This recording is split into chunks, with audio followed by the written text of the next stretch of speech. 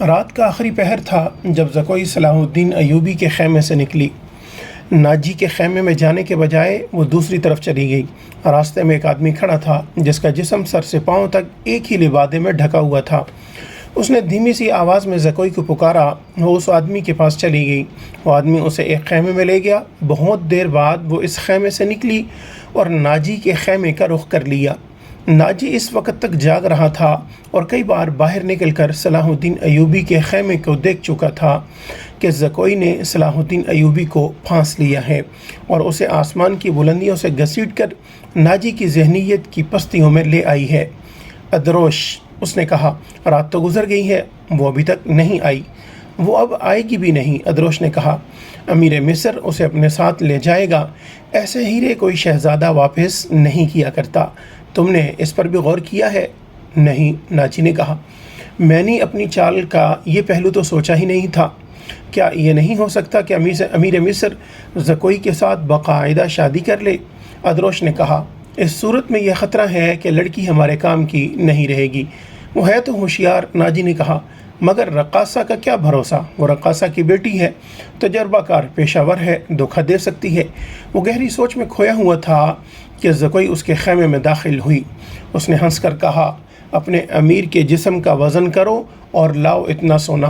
آپ نے میرا یہی انعام مقرر کیا تھا نا؟ پہلے بتاؤ ہوا کیا؟ ناجی نے بےتابی سے پوچھا۔ جو آپ چاہتے تھے، زکوئی نے جواب دیا۔ آپ کو یہ کس نے بتایا تھا کہ صلاح الدین ایوبی پتھر ہے، فولاد ہے اور وہ مسلمانوں کے اللہ کا سایہ ہے؟ اس نے زمین پر پاؤں کا ٹھڈ مار کر کہا، وہ اس ریت سے زیادہ بے بس ہے جسے ہوا کے ہلکے ہلکے جھونکے اڑاتے پھرتے ہیں۔ تمہارے حسن کے جادو اور زبان کے طلسم نے اسے ریت بنایا ہے، ادروش نے کہا، ورنہ یہ کمبخت چٹان تھا۔ ہاں، چٹان تھا، زکوئی نے کہا، اب ریتلا ٹیلا بھی نہیں۔ میرے متعلق کوئی بات ہوئی؟ ناجی نے پوچھا۔ ہاں، زکوئی نے جواب دیا۔ پوچھتا تھا ناجی کیسا آدمی ہے؟ میں نے جواب دیا کہ مصر میں اگر کسی پر آپ کو اعتماد کرنا چاہیے تو وہ صرف ناجی ہے۔ اس نے پوچھا کہ تم کس طرح اسے جانتی ہو؟ تو میں نے کہا کہ وہ میرے باپ کے گہرے دوست ہیں۔ ہمارے گھر گئے تھے اور میرے باپ سے کہتے تھے کہ میں صلاح الدین ایوبی کا غلام ہوں، مجھے سمندر میں کودنے کا حکم دیں تو میں کود جاؤں گا۔ پھر اس نے مجھ سے پوچھا کہ تم باعصمت لڑکی ہو؟ میں نے کہا کہ میں آپ کی لونڈی ہوں، آپ کا ہر حکم سر آنکھوں پر۔ کہنے لگا، کچھ دیر میرے پاس بیٹھو۔ میں اس کے پاس بیٹھ گئی۔ پھر اگر وہ پتھر تھا تو موم ہو گیا۔ میں نے موم کو اپنے سانچے میں ڈھال لیا۔ اس سے رخصت ہونے لگی تو اس نے مجھ سے معافی مانگی۔ کہنے لگا، میں نے زندگی میں پہلا گناہ کیا ہے۔ میں نے کہا، یہ گناہ نہیں، آپ نے میرے ساتھ دھوکہ نہیں کیا، زبردستی نہیں کی، مجھے بادشاہوں کی طرح حکم دے کر نہیں بلایا، میں خود آئی تھی، پھر بھی آؤں گی۔ لڑکی نے ہر ایک بات اس طرح کھل کر سنائی جس طرح اس کا جسم عریاں تھا۔ ناجی نے جوش مسرت سے اسے اپنے بازو میں لے لیا۔ ادروش زکوئی کو خراج تحسین اور ناجی کو مبارکباد پیش کر کے خیمے سے نکل گیا۔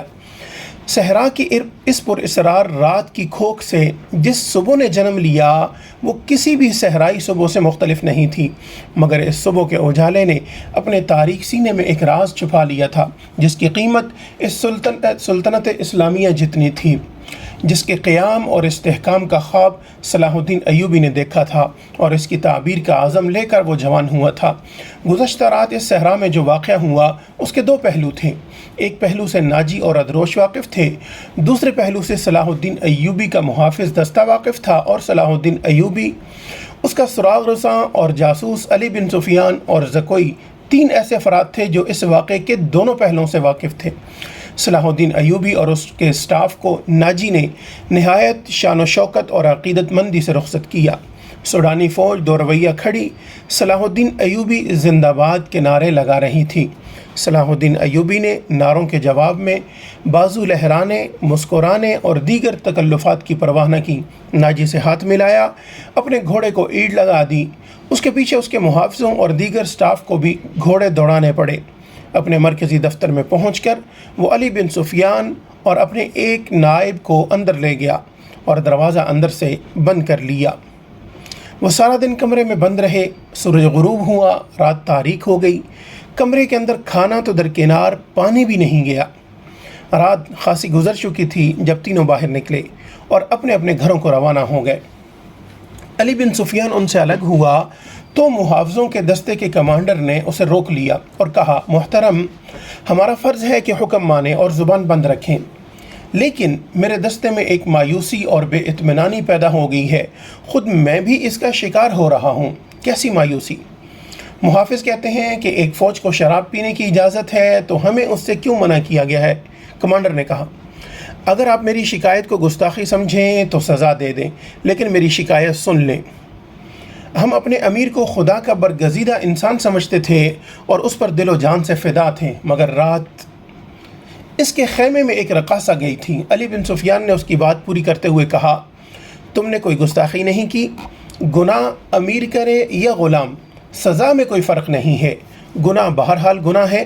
میں تمہیں یقین دلاتا ہوں کہ رقاصہ اور امیر مصر کی خفیہ ملاقات کے ساتھ گناہ کا کوئی تعلق نہیں تھا۔ یہ کیا تھا؟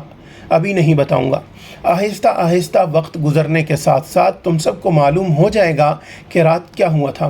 اس نے کمانڈر کے کندھے پر ہاتھ رکھ کر کہا، میری بات غور سے سنو عامر بن صالح، تم پرانے عسکری ہو، اچھی طرح جانتے ہو کہ فوج اور فوج کے سربراہوں کے کچھ راز ہوتے ہیں جن کی حفاظت ہم سب کا فرض ہے۔ رقاصہ کا امیر مصر کے خیمے میں جانا بھی ایک راز ہے۔ اپنے جانبازوں کو کسی شک میں نہ پڑنے دو اور کسی سے ذکر تک نہ ہو کہ رات کیا ہوا تھا۔ علی بن سفیان کی قابلیت اور کارناموں سے یہ کمانڈر آگاہ تھا، مطمئن ہو گیا اور اس نے اپنے دستے کے شکوک بھی رفع کر دیے۔ اگلے روز صلاح الدین ایوبی دوپہر کا کھانا کھا رہا تھا کہ اسے اطلاع دی گئی کہ ناجی ملنے آیا ہے۔ صلاح الدین ایوبی کھانے سے فارغ ہو کر ناجی سے ملا۔ ناجی کا چہرہ بتا رہا تھا کہ گھبرایا ہوا ہے اور غصے میں بھی ہے۔ اس نے ہکلانے کے لہجے میں کہا، قابل صد احترام امیر، کیا یہ حکم آپ نے جاری کیا ہے کہ سوڈانی محافظ فوج کی 50,000 نفری مصر کی اس فوج میں مدغم کر دی جائے جو حال ہی میں تیار ہوئی ہے؟ ہاں ناجی، صلاح الدین ایوبی نے تحمل سے جواب دیا، میں نے کل سارا دن اور رات کا کچھ حصہ صرف کر کے اور بڑی گہری سوچ و بچار کے بعد یہ فیصلہ تحریر کیا ہے کہ جس فوج کے تم سالار ہو اسے مصر کی فوج میں اس طرح مدغم کر دیا جائے کہ ہر دستے میں سوڈانیوں کی نفری صرف 10% ہو، اور تمہیں یہ حکم بھی مل چکا ہوگا کہ تم اب اس فوج کے سالار نہیں ہوگے، تم فوج کے مرکزی دفتر میں آ جاؤ گے۔ عالی مقام ناجی نے کہا، مجھے کس جرم کی سزا دی جا رہی ہے؟ اگر تمہیں یہ فیصلہ پسند نہیں تو فوج سے الگ ہو جاؤ۔ صلاح الدین ایوبی نے کہا، معلوم ہوتا ہے میرے خلاف سازش کی گئی ہے۔ ناجی نے کہا، آپ کے بلند دماغ اور گہری نظر کو چھان بین کر لینی چاہیے، مرکز میں میرے بہت سے دشمن ہیں۔ میرے دوست صلاح الدین ایوبی نے کہا، میں نے یہ فیصلہ صرف اس لیے کیا ہے کہ میری انتظامیہ اور فوج سے سازشوں کا خطرہ ہمیشہ کے لیے نکل جائے، اور میں نے یہ فیصلہ اس لیے کیا ہے کہ فوج میں کسی کا عہدہ کتنا ہی اونچا کیوں نہ ہو اور کوئی کتنا ہی ادنا کیوں نہ ہو، وہ شراب نہ پیے، ہلٹر بازی نہ کرے اور فوجی جشنوں میں ناچ گانے نہ ہوں۔ لیکن ناجی نے کہا، میں نے حضور سے اجازت لے لی تھی، اور میں نے شراب اور ناچ گانے کی اجازت صرف اس لیے دی تھی کہ اس فوج کو اس کی اصل حالت میں دیکھ سکوں جسے تم ملت اسلامیہ کی فوج کہتے ہو۔ میں 50,000 نفری کو برطرف نہیں کر سکتا، مصری فوج میں اسے مدغم کر کے اس کے کردار کو سدھار دوں گا۔ اور یہ بھی سن لو کہ ہم میں کوئی مصری، سوڈانی، شامی اور عجمی نہیں ہے، ہم مسلمان ہیں، ہمارا جھنڈا ایک اور مذہب ایک ہے۔ امیر عالی مرتبت نے یہ تو سوچا ہوتا کہ میری کیا حیثیت رہ جائے گی جس کے تم اہل ہو۔ صلاح الدین ایوبی نے کہا، اپنے ماضی پر خود ہی نگاہ ڈالو، ضروری نہیں کہ اپنی کارستانیوں کی داستان مجھ سے سنو، فوراً واپس جاؤ، اپنی فوج کی نفری، سامان، جانوروں، سامان خردونوش وغیرہ کے کاغذات تیار کر کے میرے نائب کے حوالے کر دو، 7 دن کے اندر اندر میرے حکم کی تعمیل مکمل ہو جائے۔ ناجی نے کچھ کہنا چاہا لیکن صلاح الدین ایوبی ملاقات کے کمرے سے نکل گیا۔ اس کے بعد یہ بات ناجی کے خفیہ حرم میں بھی پہنچ گئی تھی کہ زکوئی کو امیر مصر نے رات بھر کا شرف بازیابی بخشا ہے۔ زکوئی کے خلاف حسد کی آگ بہت ہی پھیلی ہوئی تھی۔ اسے آئے ابھی بہت تھوڑا عرصہ گزرا تھا لیکن ناجی پہلے روز سے ہی اسے اپنے سامنے رکھنے لگا تھا۔ اسے ذرا سی دیر کے لیے بھی اپنے اس حرم میں نہیں جانے دیا تھا جہاں اس کے دل پسند ناچنے والی جوان لڑکیاں رہتی تھیں۔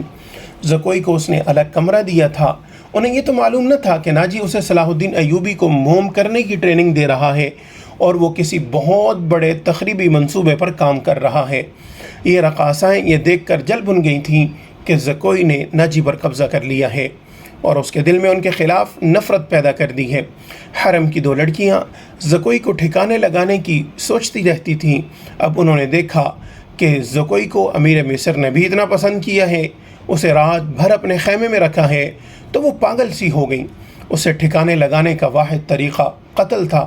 قتل کے 2 ہی طریقے ہو سکتے تھے، زہر یا کرائے کا قاتل جو اسے سوتے میں قتل کر آئے۔ دونوں طریقے ممکن نہیں تھے کیونکہ زکوئی باہر نہیں نکلتی تھی اور زہر دینے کے لیے اس تک رسائی نہیں ہو سکتی تھی۔ ان دونوں نے حرم کی سب سے زیادہ چالاک ملازمہ کو اعتماد میں لے رکھا تھا۔ اسے انعام و اکرام دیتی رہتی تھی۔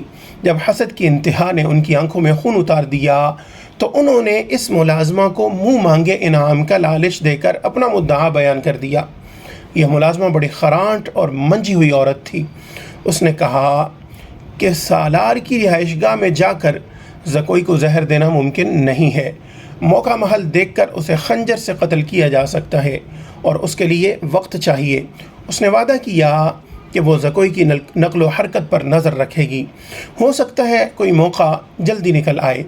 اس جرائم پیشہ عورت نے یہ بھی کہا کہ اگر کوئی موقع نہ نکلا تو خشیشین کی مدد حاصل کی جائے گی، مگر وہ معاوضہ بہت زیادہ لیتے ہیں۔ دونوں لڑکیوں نے اسے یقین دلایا کہ وہ زیادہ سے زیادہ معاوضہ دینے کو تیار ہیں۔